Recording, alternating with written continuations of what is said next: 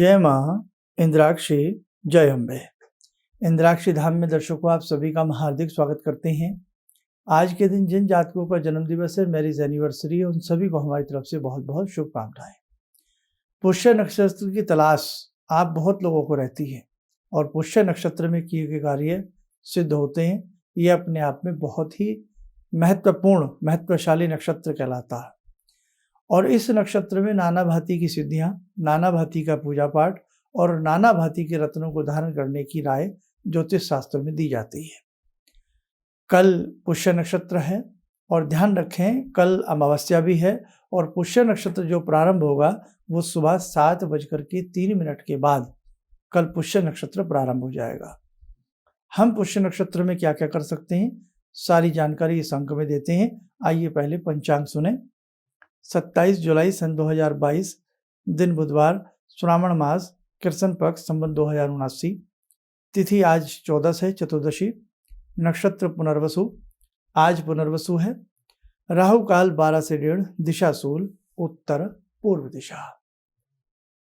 कल दिन भी बृहस्पतिवार का है, गुरुवार है और पुष्य नक्षत्र है। तो ये योग कौन सा बन जाता है? ये योग बन जाता है गुरु पुष्य नक्षत्र का जो योग बनता है। जैसे आपने सुना हो रवि पुष्य योग, जो रविवार को आता है वो रवि पुष्य योग बनता है और ये गुरु पुष्य योग बन रहा है। तो जैसे अब बहुत लोगों के ऐसे हैं जिनके घर में संतान नहीं है, जिन लोगों के अच्छी जॉब नहीं है, प्रोग्रेस नहीं है, अच्छी विद्या की प्राप्ति नहीं हो रही है, तो हमने पहले भी बताया था क्योंकि ऐसे योग जब जब आते हैं तो आप उनका लाभ उठाया करें। तो उसके लिए आपको क्या करना है, कल केले की जड़ और केला, ध्यान रखें केला फल वाला होना चाहिए, जिस पे फल लगता है वो केला, ताकि आपको फल की प्राप्ति हो। अब लोग क्या करते हैं, पूरी बात सुनते नहीं, इतना सा केला गमले में लगा हुआ उसी की जड़ को निकाल के पहन लेते हैं। नहीं साहब, ये बात नहीं बनेगी। विधि जैसे है उस विधि को वैसे ही करोगे तो उस विधि का माध्यम का फल आपको प्राप्त होगा। अब करना क्या है, सुन लो। आज की शाम, आज बुधवार है, आज शाम जहाँ केले का पेड़ हो वहाँ थोड़ा सा हाथ से मिट्टी या किसी लकड़ी वकड़ी से मिट्टी हटा करके 1 लोटा जल डाल दो, प्रणाम करो। इसे निमंत्रण देना कहते हैं, इनविटेशन, कि हे केले देव, हे वृक्ष, हे वनस्पति, मैं कल आपकी जड़ धारण करने आऊँगा, लेने आऊँगा और आप मुझे अनुमति दें बस। और मैं आपको न्योता देता हूँ, कल सुबह आप मेरे साथ पधारें। अब आपने क्या करना है, जल दे देना, चरण छू करके घर वापस आ जाना है। लेकिन कल 7:03 के बाद आपको वहाँ पहले पहुँच जाएं, लेकिन जो जड़ लेना है वो सुबह के 7:03 के बाद, यानी कि 5 मिनट के बाद ले लो। कहीं थोड़ा सा डिफरेंस भी हो जाता है सूर्योदय के हिसाब से। अब क्या करना है आपको, जहां आपने जल दिया है, जल ऐसी जगह देना जहां उसकी जड़ हो। तो किसी नोकीली लकड़ी से, लोहे से नहीं, किसी तेज धार वाले चाकू से उससे जड़ नहीं काटते हैं उसकी, ये ध्यान रखना। किसी नोकीली लकड़ी से पहले बना लेना, उससे उसकी जड़ थोड़ी सी काट लाना, नमस्कार करके प्रणाम करके अपने घर आ जाना और घर आकर के उस जड़ को कच्चे दूध में थोड़ी सी हल्दी मिला लेना, मिला करके उसे थोड़ी देर पड़ा रहने देना। इतने जो भी आपकी दैनिक पूजा होती है, भक्ति पाठ करते हैं, वो अपनी सारी कर लेना। उसके बाद जड़ को निकाल करके शुद्ध जल से या गंगा जल से धो लेना। किसी तस्तरी प्लेट में रख करके धूप दीप फूल आदि अर्पण करना, पीला ही फूल चढ़ाना और प्रणाम करके गुरु का बीजात्मक मंत्र पढ़ लेना। मंत्र नोट कर लीजिए आप, बहुत आसान है, आपको आता भी होगा। ओम ग्राम ग्रीम ग्रोम सह गुरुवे नमः। दोबारा सुन लें, ओम ग्राम ग्रीम ग्रोम सह गुरुवे नमः। ये मंत्र है, एक माला, ये अंदाजे से 5 मिनट कर लेना। जड़ को प्रणाम करना कि हे वनस्पति, आपकी कृपा से मेरा कल्याण हो या मेरे बच्चे का कल्याण हो, है ना। पति को पहना रही हैं या पत्नी पहन रही है, जो भी पहन रही है, जिनका पहना रहे हैं उनका कल्याण हो।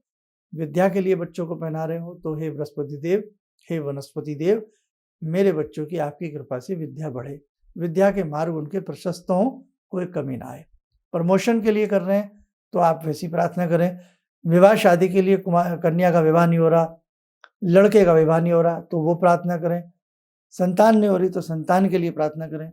ऐसा करके बोल के धूप दीप दे करके, कोई चांदी का लॉकेट्स आपके पास हो उसमें उसको भर लो। बाय द वे, चांदी वांदी का कोई लॉकेट घर में नहीं है, बाद में लाते रहना। क्या करें, एक पीला कपड़ा ले लें, जैसे रिबन होता है ना, रिबन समझते हो ना, या पीली कोई भी, जैसे हमने कपड़ा पहना हुआ, पीला कोई भी कपड़ा हो घर में रखा हो या बाजार से ले आना थोड़ा सा, वो कत्तर सी काट के उसकी कैंची से और उस पीले ही धागे से उसके बीच में रख के उसको सुई से, समझ जाइए आप, उसको अच्छे से सिल देना और वो दाहिनी बाजू पर बांधना। ठीक, दाहिनी बाजू पर, महिला पुरुष कोई भी हो, दाहिनी बाजू पर अंदर यहाँ बांध लें। और या फिर उसको फिलहाल टेम्परेरी रूप से पीले धागे में अच्छे से सिल के, पीले कपड़े में और पीला धागा बना करके गले में भी पहना जा सकता है। बाद में कोई छोटा सा चांदी का, तांबे का, पीतल का 10-20 रुपया का बाजार से लॉकेट आएगा, उसमें उसको ला करके डाल लेना। ठीक, बहुत अच्छी चीज़ है ये। जिन्होंने ना करी हो वो करें। और जैसे किसी ने पुराने पहन रखे हैं, उनको लगता है अशुद्ध हो गए, तो आप दोबारा से पुराना चेंज करके नया उसी ताबीज को धो करके उसी में डाल लीजिए।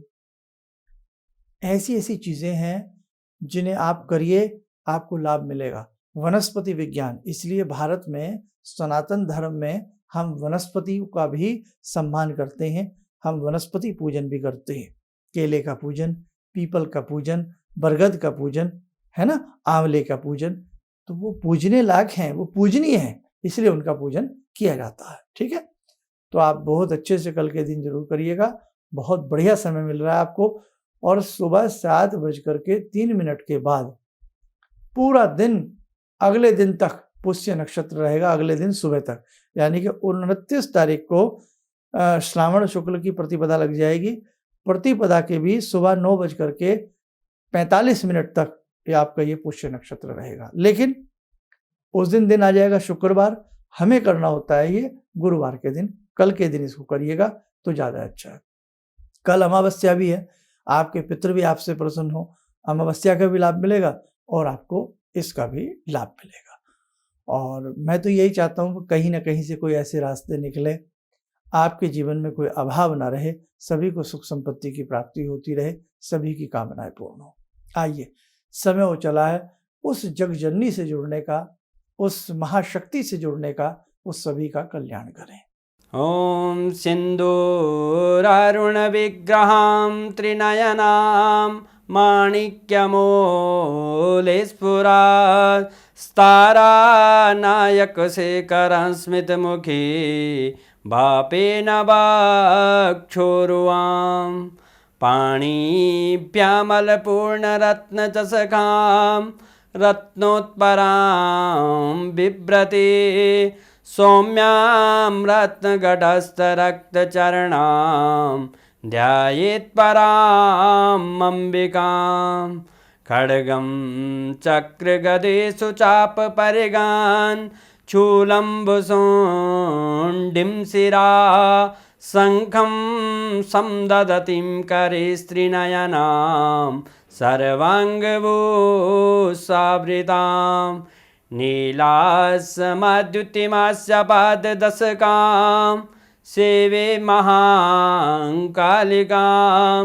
यामास्तो स्वपितैहरो कमलजो हन्तुं मधुं कैटवं विद्युद्दामसमप्रभां मृगपते स्कन्दस्थितां भीषणां कन्या विहकरवालखेटविलसा धस्ताविरासेवितां हस्तेश्चक्रगदाशिखेटविशिखां चापं गुणं तर्जनीं विप्राणामलिलात्मिकां शशिधरां दुर्गां त्रिनेत्रां भजे। कवच बना लें, ध्यान करें, भगवती का शुभ आशीष हम सबके ऊपर बरस रहा है।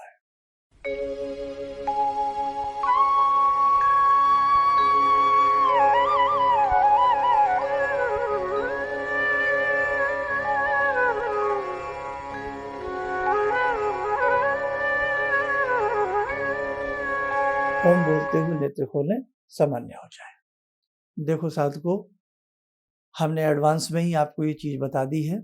अब जो करना चाहे वो अच्छे से करे। अब जैसे कि आप सबको मालूम है, जयपुर के 2 विशेष आयोजन हैं। सामूहिक रुद्राभिषेक का आयोजन है। इसमें बहुत लोगों ने अपने नाम लिखवा दिए हैं जो आसपास के हैं। कुछ ऐसे भी लोग हैं जो दूर दराज से, जिनका बहुत मन था आने के लिए, तो वो पति पत्नी के साथ वहाँ पहुँच रहे हैं। 8 तारीख का भी है और 14 तारीख का भी है। रोज़ मैसेज दे रहा हूँ।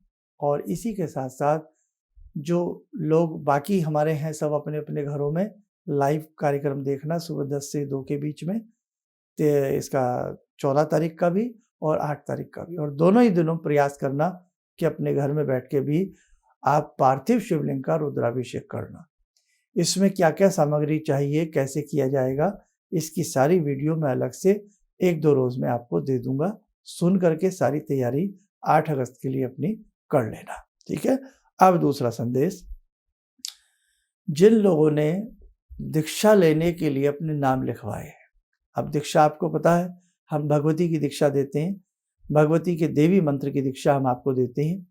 तो जिन्होंने दीक्षा लेनी है, गुरु धारण करने हैं, उनके लिए भी 1-2 दिन में मैसेज मिल जाएगा। और बाकी लोग निरंतर गुरु दीक्षा के लिए अपना नाम लिखवा रहे हैं। बहुत लोगों ने गुरु दीक्षा के लिए ये भी पूछा है कि इसके लिए क्या दक्षिणा होती है, क्या होता है। तो देखो भाई, आप कोई ज्योतिषीय राय लेते हैं, उसके लिए कुछ दक्षिणा होती है। लेकिन जो साधक हमसे दीक्षा लेना चाहते हैं, दीक्षित होना चाहते हैं, गुरु शिष्य की परंपरा में जीना चाहते हैं, तो वहाँ कोई फीस आदि नहीं होती। लेकिन गुरु दीक्षा का मायने क्या है, ये आपको पता होना चाहिए कि गुरु जो होते हैं वो मन से बनाए जाते हैं। किसी लोभ लालच में हम किसी को गुरु का वर्ण न करें। गुरु एक मार्गदर्शक की तरह आपका कार्य करता है। और जो भी हमारे शिष्य पहले हैं या जो नए शिष्य बनने जा रहे हैं, उन सबको हमेशा गुरु अपने घर से ही, अपने स्थान से ही शक्तिपात करता रहता है। उन सब के लिए समय समय पर विशेष यज्ञ आदि होते रहते हैं।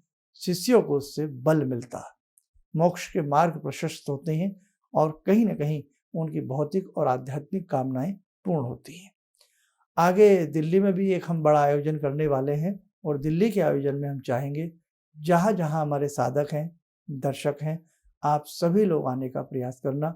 उसकी डेट सुनिश्चित करना बाकी है। बहुत जल्द आपको सारी चीज़ें यहाँ से पता लग जाएंगी। आप स्वस्थ रहे, सुखी रहे, इन्हीं शुभकामनाओं के साथ हम अपनी वाणी को विराम देते हैं। जय जय अम्बे। गुरु जी से मैं तब से जुड़ा हूँ जब से वो एक चैनल आती थी P7, उसी से मैं जुड़ा हुआ था। और गुरुदेव से हमारी जब मुलाकात हुई तो मैं आश्चर्यचकित रह गया जब उन्होंने हमसे बताया कि आपके साथ ऐसे ऐसे हुई। तो मैं इतना आश्चर्य हो गया कि इन्हें कैसे मालूम, और इतना बढ़िया इन्होंने बताया, जिसके वजह से मैं आज तक उनसे प्रभावित हूँ। और इनका बताने का शैली वगैरह इतनी बढ़िया है जो हम अपने क्लास के टीचर से भी उतना बढ़िया नहीं समझ पाते थे। ये हमें बहुत पसंद आई। और दूसरी बात कि इनके साथ जितने भी मैं जुड़ा, जब से जुड़ा रहा, जो भी समस्या आई, मैं बहुत ही अच्छा तरह से मेरे सॉल्व होते चले गए। और आज तक मैं उनके आशीर्वाद से मैं बहुत सुखी हूँ। किसी भी समस्या के समाधान के लिए मिले प्रसिद्ध हस्तरेखा एवं वास्तु विशेषज्ञ प्रोफेसर धर्मेंद्र शर्मा जी से। नोट: शिविर में भाग लेने हेतु एवं व्यक्तिगत रूप से मिलने के लिए कॉल करने का समय सुबह 10 बजे से शाम 6 बजे तक। हमारे विभिन्न ज्ञानवर्धक कार्यक्रम देखने के लिए आप हमें अभी सब्सक्राइब करें, बेल आइकन को प्रेस करें ताकि आप देख सकें हमारा कार्यक्रम सबसे पहले। और अधिक जानकारी के लिए फेसबुक पेज को लाइक करना न भूलें।